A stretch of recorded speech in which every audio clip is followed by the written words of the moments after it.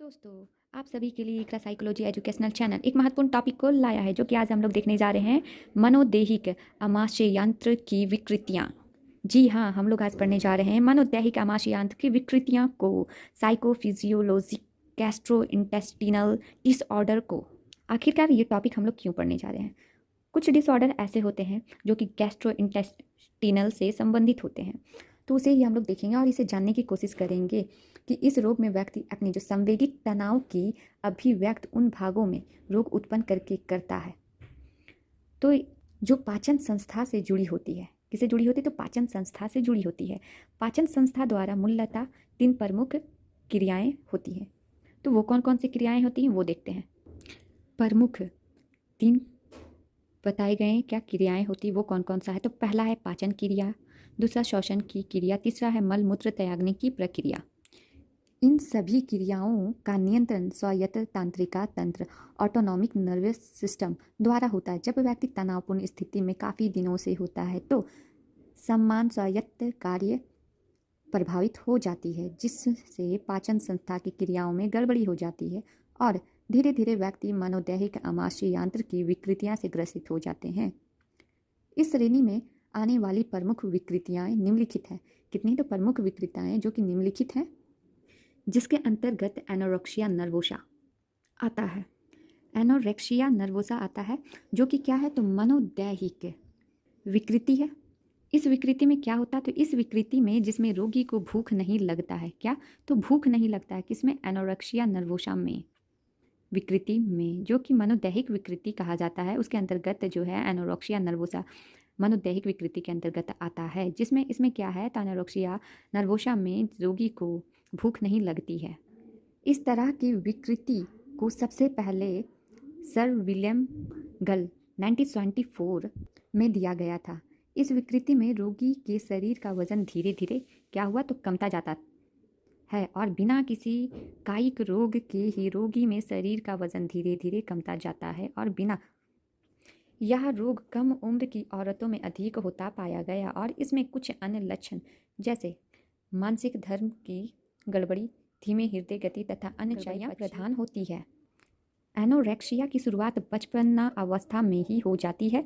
ऐसे बालक जिन्हें कम भूख लगती है, वे अपने आप में एक क्या होते? तो संवेगात्मक समस्या बन जाती है और फिर माता पिता द्वारा खाना खाने पर बल दिया जाना ऐसी क्या होती है? तो संवेगात्मक समस्याओं को और भी बढ़ा चढ़ा देता है, जिससे रोगी की प्रगति तेज हो जाती है। लेजर 1960 ने अपने अध्ययन के आधार पर बतलाया है कि इस तरह की जो विकृति उन बालकों या व्यक्तियों में अधिक विकसित होती है जिन्हें मृत अति रक्षा क्या तो मैट्रिनल ओवर प्रोटेक्शन मिलता होता है। इसमें एनोरेक्सिया नर्वोसा के कुछ ऐसे भी केसेस मिलते हैं जिनमें देखा गया है कि रोगी के घरों में कुछ विशेष अवांछनीय तत्व जैसे माँ एवं बेटी में विद्वेषता इत्यादि देखे गए हैं। एनोरेक्सिया नर्वोसा में बहुत तरह की गड़बड़ी तथा कुंठा से भी एनोरेक्सिया नर्वोसा की अवस्था उत्पन्न हो जाती है। हम लोग बुलिमिया से आप क्या समझते हैं? बुलिमिया एक ऐसी मनोदैहिक विकृति है, जिस तरह से एनोरेक्सिया नर्वोसा भी मनोदैहिक विकृति के अंतर्गत आता था, उसी तरह से बुलिमिया भी मनोदैहिक विकृति के अंतर्गत आते हैं, जिसमें रोगी अत्यधिक खाना खाता था। एनोरेक्सिया नर्वोसा में क्या था? तो उसमें खाना नहीं खाता था। अब बुलिमिया में क्या है? तो इसमें अधिक खाना खाता है, जिसके कारण उसमें मोटापा बढ़ जाता है। इस तरह से यह मनोदैहिक विकृति एनोरेक्सिया नर्वोसा से विपरीत की स्थिति होती है। जैसे कि मैंने ऊपर बता चुकी हूँ कि एनोरेक्सिया और नर्वोसा में सिर्फ इतना ही अंतर होता है कि एनोरेक्सिया में व्यक्ति खाना खाना कम कर देता है, ना के बराबर हो जाता है, और बुलिमिया में व्यक्ति अधिक खाना खाने लगता है। मोटापा कभी कभी कुछ अंतःस्रावी ग्रंथियाँ की गड़बड़ी के कारण भी उत्पन्न हो जाती है। तो ऐसी अवस्था निश्चित रूप से मनोदैहिक नहीं होता है। कुछ ऐसे भी केसेस होते हैं जिनमें मोटापा का कारण संवेगिक प्रतिक्रिया होती है। इस कारण से उत्पन्न विकृतियाँ जो कि डिसऑर्डर मनोदैहिक होता है। कुछ मानसिक चिकित्साओं में बुलिमिया में अधिक खाने की व्यक्ति या व्यवहार, जो भी व्यक्ति अधिक खाना खाने लगता है उसमें अगर ये व्यवहार को किसी अपूर्ण आवश्यकता का एक प्रतिस्थापित संतुष्टि मानता है।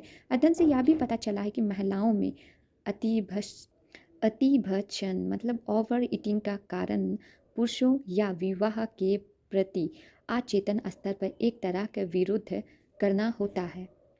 ब्लूमिया जिसे कहते हैं ब्लूमिया के कारण ही व्यवहार मनोविश्लेषकों द्वारा भी किया गया है।